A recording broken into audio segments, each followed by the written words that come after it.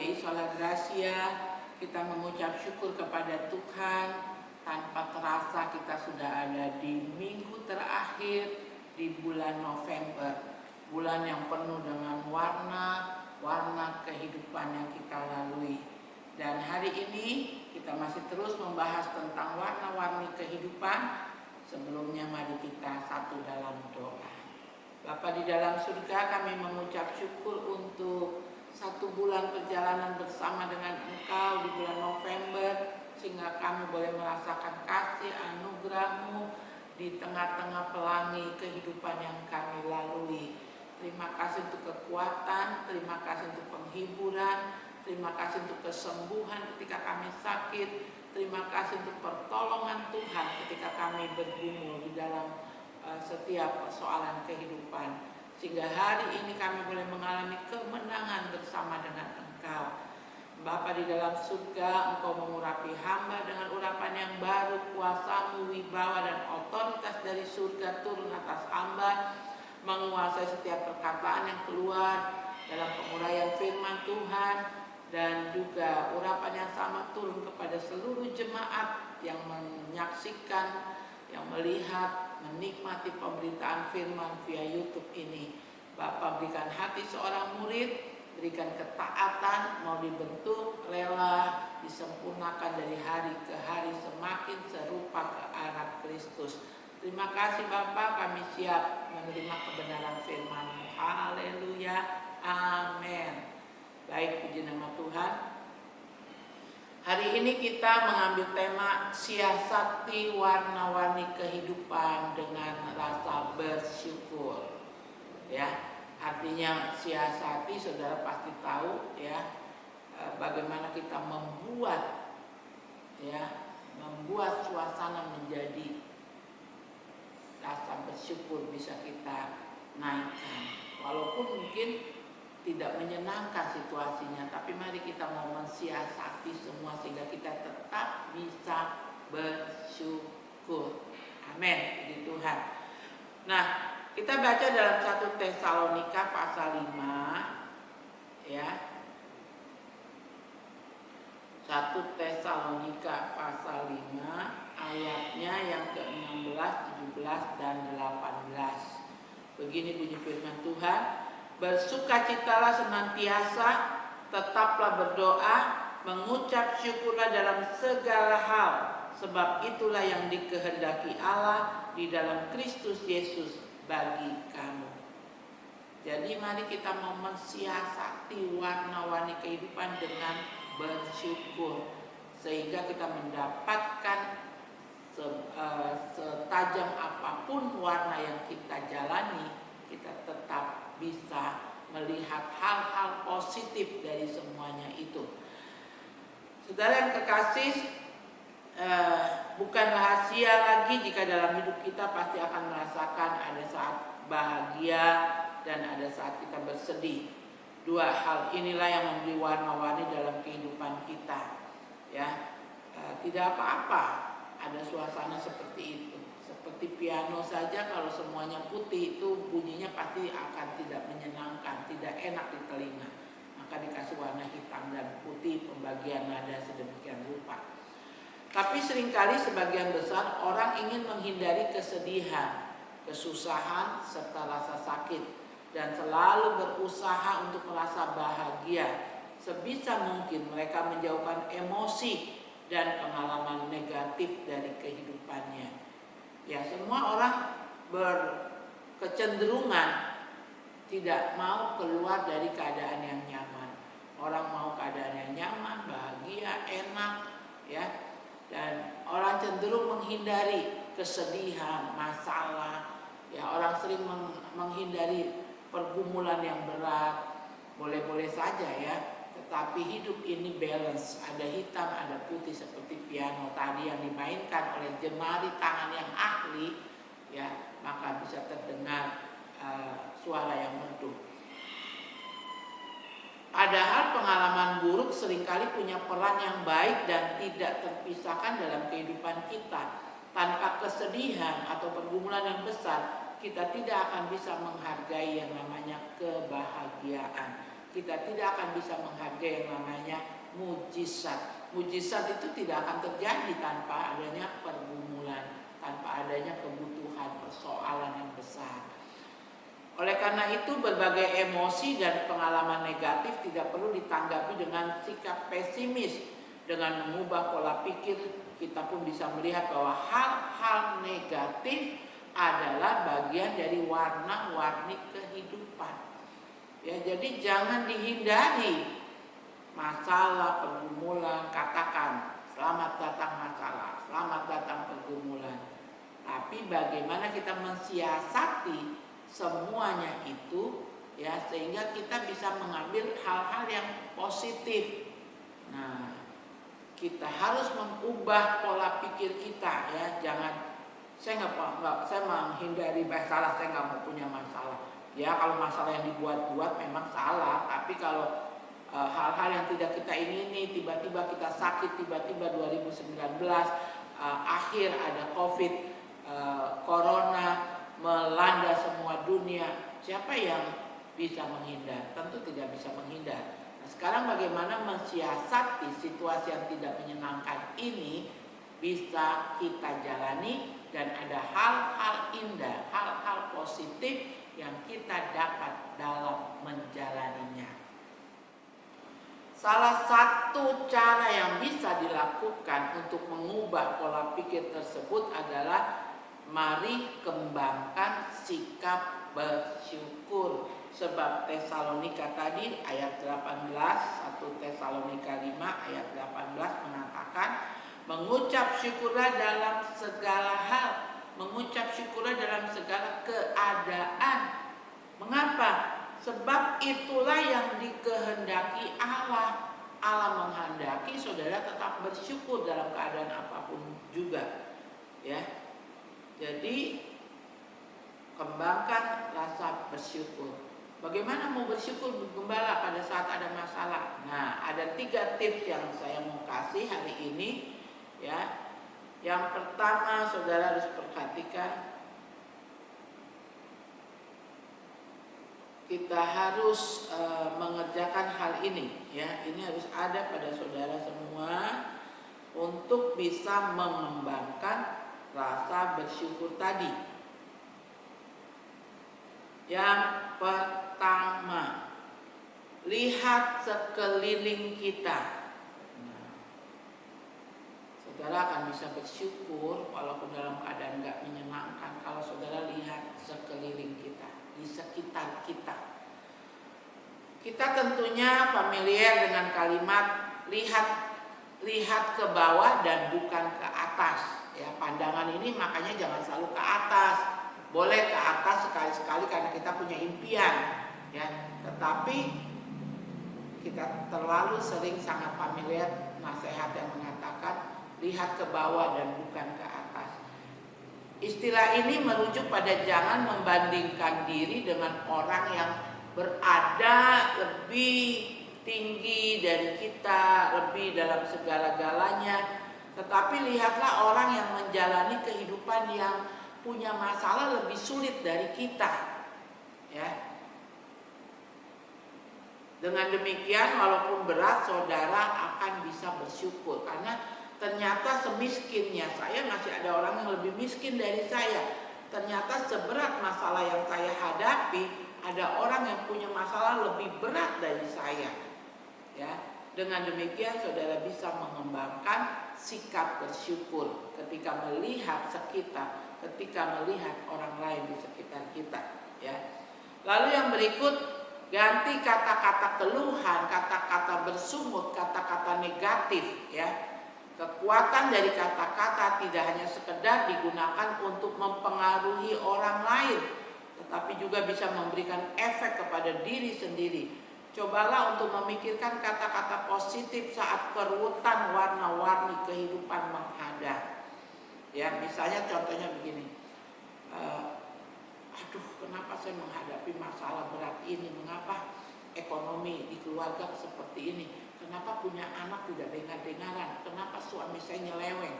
Ya, setelah harus katakan kata-kata yang membangkitkan spirit positif saudara.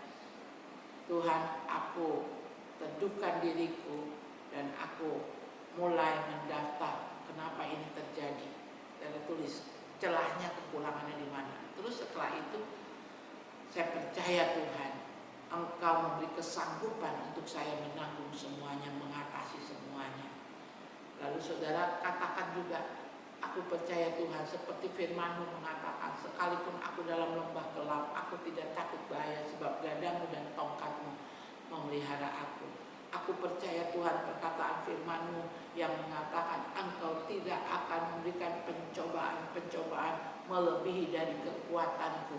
Jadi kumpulkan kata-kata positif yang membang. Ketika kita ucapkan, telinga kita mendengar, pikiran kita diubahkan Tuhan, maka semua menjadi kekuatan lewat perkataan itu. Ya, aku percaya Tuhan, Engkau adalah Allah yang menyembuhkan buat anakku yang sakit. Aku percaya Tuhan, Engkau adalah Allah yang mencukupi untuk kebutuhan Engkau, Jehovah Jireh. Engkau Tuhan yang sama dahulu, sekarang, hari ini, saat aku lagi dalam masalah, dan hari esok, bahkan sampai kedatangan Tuhan di awan-awan. Ucapkan kata itu, dan ketika saudara mengucapkan, iman timbul dari pendengaran. Ya, jangan hanya bergumam atau dalam hati, tapi katakan, aku yakin percaya Engkau Jehovah Jireh, Engkau menyediakan semua tepat pada waktunya. Aku percaya Tuhan, Engkau tidak memberikan masalah, pergumulan, pencobaan lebih daripada kekuatanku. Aku percaya Engkau ada di lembah kelam sekalipun, bahkan bukan cuma berdiam bersama aku di lembah kelam, tapi gadamu dan tongkatmu itu yang memelihara aku. Ketika kata-kata positif saudara ucapkan, telinga saudara mendengar, maka pola pikir saudara diubahkan Tuhan. Inilah cara mensiasati tetap kita bisa dapat hal positif, hal yang indah dari setiap masalah yang kita hadapi. Yang berikutnya ya,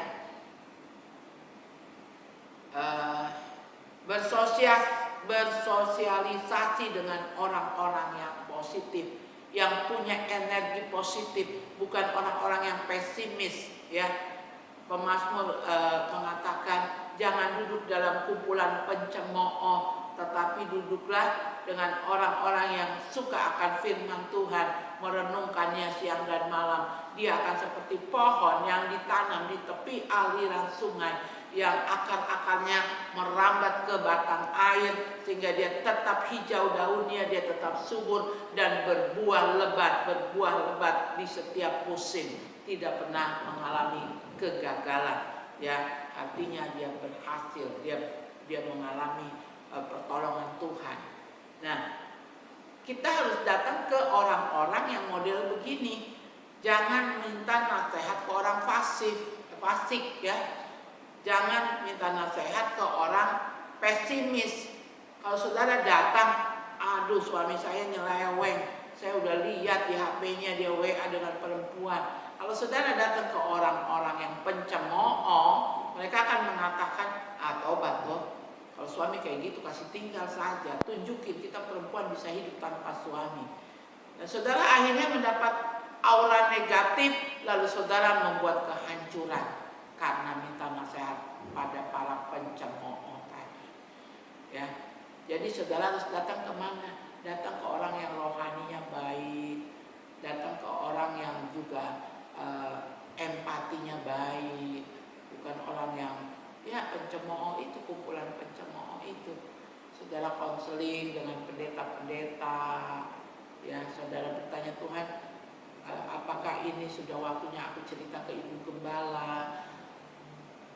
Apakah ini aku harus konseling supaya ada kekuatan, ada nasihat yang membangun? Itu akan terjadi pertolongan untuk mensiasati keadaan yang tidak baik ya.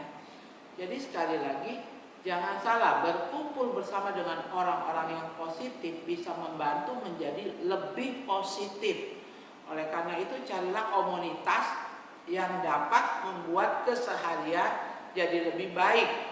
Cari teman-teman yang memiliki pola pikir positif, pandangan positif, gaya hidup positif, kerohaniannya luar biasa. Apabila kamu masih memiliki kesulitan dalam menyikapi warna-warna kehidupan atau merasa bahwa hidup sudah tidak ada artinya dan tidak patut untuk disyukuri, jangan sungkan untuk berkonsultasi dengan gembala. Wah, ini kayaknya udah nggak cukup saya dengan teman yang rohaninya baik, dengan koordinator Ibu Pendeta Fatima karena saya di WBI, dengan pengurus Bapak, ini kayaknya saya harus ke Ibu Gembala ya. Saudara WA dulu, saudara SMS telepon Ibu Gembala, saya meminta waktu konseling. Sebelum saya datang, saya mau cerita, nanti Ibu baca di WA apa yang sedang saya hadapi ya. Dan saya akan menyikapi itu tentu saja ya, dengan segala kemampuan saya sebagai gembala, saya akan mencoba menolongnya. Jadi seperti itu ya, bagaimana kita mensiasati warna-warni kehidupan dengan bersyukur. Bagaimana kita bisa bersyukur? Yang pertama, lihat di sekeliling kita, lihat di sekitar kita.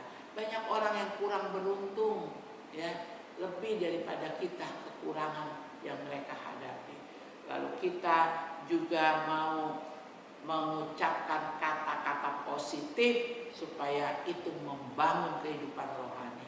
Saudara ingat, Tuhan Allah ketika menciptakan dunia ini itu dengan perkataan. Hanya ketika menciptakan manusia dia ambil bahan dari tanah, tapi ketika menciptakan yang lain dia hanya berfirman. Jadi perkataan kita ini berkuasa ya. Makanya jangan keluarkan kata-kata negatif, tapi keluarkan kata-kata yang membangun, yang membuat gairah hidup kita, semangat kita bangkit dari keterpurukan yang ada. Dan yang terakhir, saudara bersosialisasi dengan orang-orang yang punya energi positif, kerohaniannya positif, hidupnya disiplin positif ya. Ketika berkomunitas dengan orang-orang yang demikian akan mempengaruhi saudara, akan lebih positif lagi ya. Karena setiap kita kan punya hal yang positif. Ketika bergabung dengan yang positif, maka kita akan, tadinya cuma punya satu nih positif, ketika bergabung dengan orang yang positif, kita punya dua, kita akan jadi lebih positif, lebih rohani ya.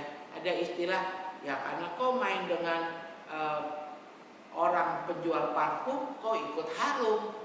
Tapi kau main dengan orang di bengkel, ya pegang oli dan lain sebagainya, kau juga ikut kotor, begitu. Jadi di mana kita berkomunitas itu menentukan. Ada firman Tuhan mengatakan apa? Pergaulan yang buruk akan menghilangkan kebiasaan-kebiasaan yang baik yang sudah kita bangun. Jadi bergaulah, carilah komunitas yang positif, yang rohani. Tuhan Yesus memberkati. Saya percaya saudara, dengan 3 hal ini kita akan mampu bersyukur. Dengan bersyukur kita akan mensiasati keadaan warna-warni itu menjadi indah meskipun dalam lembah yang gelap. Kita akan masuk di dalam doa. Mari kita satu dalam doa. Bapa di surga, kami mengucap syukur buat kebenaran firman-Mu. Biarlah kami menjadi orang-orang yang tahu bersyukur kepada Tuhan, sehingga kami cakap menghadapi warna-warni kehidupan. Bapa, kami juga berdoa untuk pergumulan-pergumulan yang sedang kami alami. Kami percaya Tuhan ada di sana. Tuhan juga menyembuhkan jemaat yang sakit. Tuhan memberikan kemenangan. Kami minta ini dalam nama Tuhan Yesus Kristus. Obat yang diminum semua disempurnakan dengan kuasa darah dan firman-Mu akan mendatangkan kesembuhan. Kami berdoa untuk masalah-masalah yang dihadapi dalam pekerjaan di akhir tahun, pekerjaan yang menumpuk yang harus dikerjakan. Tuhan berikan kemampuan untuk mengerjakannya, kesehatan, perlindungan Tuhan, sehingga semua tugas dapat terselesaikan.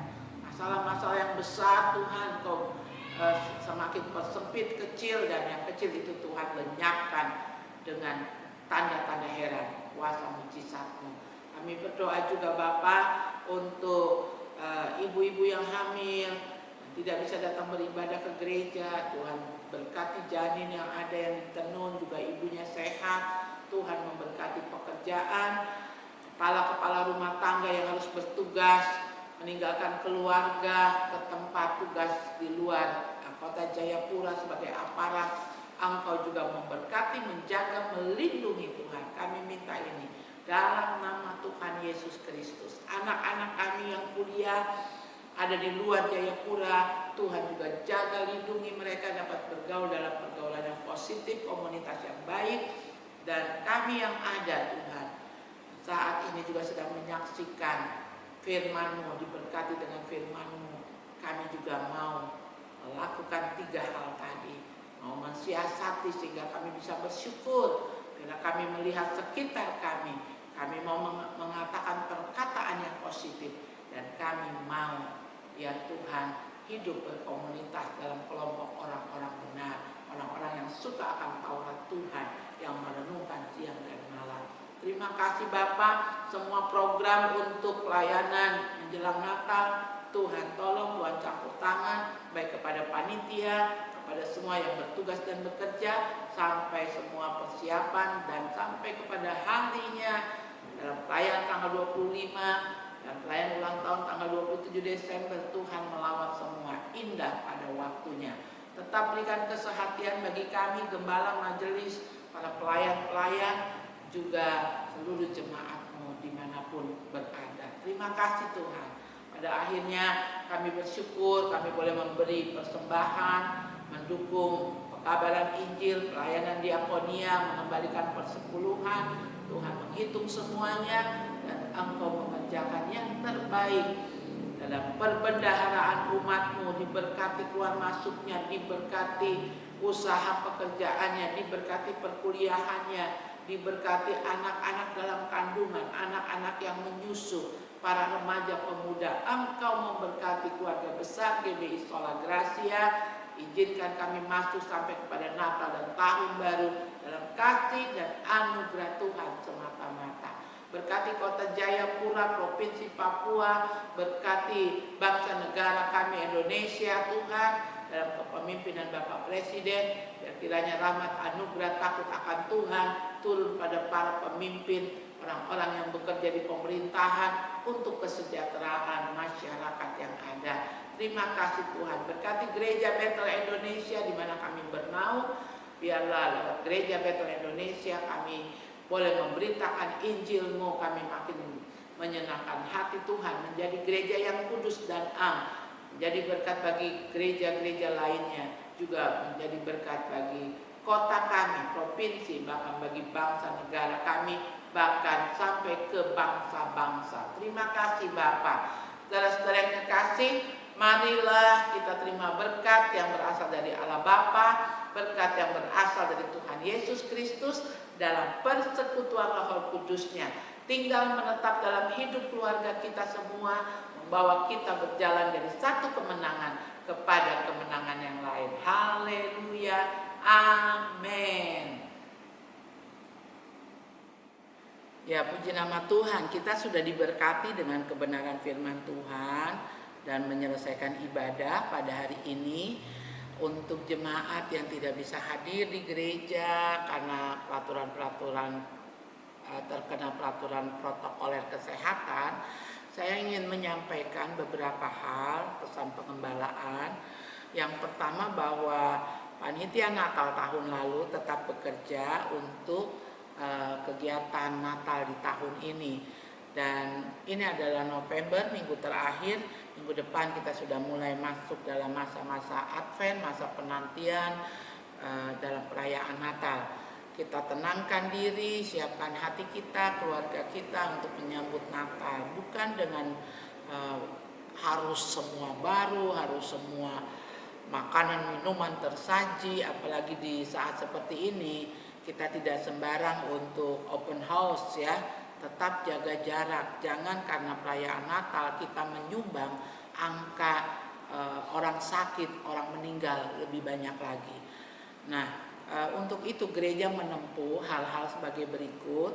Panitia Natal ulang tahun gereja tetap mengerjakan di tahun ini, panitia yang sama di dalam perayaan tahun yang lalu, dipimpin oleh Bapak Ihsan Sambur sebagai ketua panitia.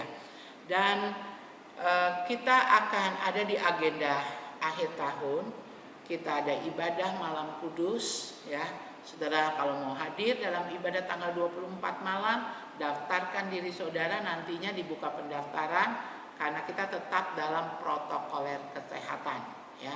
Hanya ibadah satu kali saja ya, jam 6 sore. Lalu kita akan masuk tanggal 25 pagi, kita akan ibadah disertai perjamuan kudus 2 kali. Ibadah pertama jam 8 seperti biasa, ibadah kedua jam 10, dan yang tidak bisa hadir di gereja tetap dilayani perjamuan kudus, diantar ke rumah masing-masing. Itu yang bisa saya sampaikan. Lalu setelah selesai perayaan Natal tanggal 25, kita akan masuk di perayaan ulang tahun gereja tanggal 27 ya. Tanggal 27 itu tepat pada hari Minggu ya. Jadi ibadah seperti biasa, ibadah jam pertama jam 8. Tentu itu bentuk ibadahnya adalah ibadah pengucapan syukur ulang tahun gereja. Ada kue ulang tahun ya, dan kita akan doa spesial untuk jemaat ini yang berusia 25 tahun di tanggal 27 Desember nanti. Ibadah kedua juga dilaksanakan, ibadah pengucapan syukur jam 10. Dan saudara akan pulang dengan membawa souvenir, membawa kalender, saudara akan membawa miniatur kue ya, kue ulang tahun, saudara boleh bawa pulang ke rumah di tanggal 27 itu ya. Kita mengucap syukur juga puncak dari perayaan ulang tahun gereja tanggal 27 celebrationnya, perayaannya itu kita akan melihat tayangan kurang lebih durasinya 1,5 jam atau 2 jam, saya tidak tahu, masih dikerjakan ya. Tepat jam 7 saudara bisa membuka YouTube dalam link yang disiapkan gereja, bisa melihat itu juga di Facebook, kita akan taruh ya sehingga saudara semua bisa menyaksikan ya. Itu adalah puncaknya. Di dalamnya ada kesaksian-kesaksian, ada sambutan-sambutan, mulai dari sambutan tertinggi dari Bapak Wali Kota, Wakil Wali Kota, tokoh-tokoh yang lain, orang-orang yang pernah bekerja sama dengan Sola Gracia dan sementara ini juga sedang bekerja sama ya. Mereka akan menyampaikan ucapan-ucapan selamat. Lalu ada puji-pujian mewakili jemaat kita, sekarang sudah 83 kakak. 83 kakak kalau suami istri saja jumlahnya sudah 100 berapa? 85 kali 2 itu sudah 170 kah? Ya, jadi sudah cukup banyak. Belum kalau satu keluarga 170 ini ditambah satu keluarga 3 anak, 2 anak, maka kalau kumpul semua kita sudah lebih dari 350, hampir 400 mungkin ya. Ditambah sekolah minggu dan lain sebagainya. Jadi kita mencoba berusaha mengemasnya sedemikian rupa sehingga kita tetap aman, kita tetap sehat, tetapi rasa syukur kita tetap juga kita perlihatkan dalam ibadah raya pagi jam pertama, ibadah kedua jam 10, dan malam harinya kita menyaksikan di rumah masing-masing celebrationnya, pengucapan syukurnya, pesta rasa syukur bagaimana Tuhan pelihara kita, tentu dalam konteks di saat COVID Corona. Jadi saya percaya jemaat akan diberkati dengan semua program itu. Demikian juga pada tanggal 31 malam ya, menjelang tutup tahun kita ada juga doa di gereja, saudara harus mendaftar juga. Dan tanggal 1-nya kita ada ibadah disertai dengan perjamuan kudus di hari pertama di tahun yang baru. Semua harus didukung, semua harus sehati, semua harus merasa memiliki sehingga kita bisa kerjakan dengan baik. Itu pesan pengembalaan saya. Sekali lagi, Tuhan Yesus memberkati.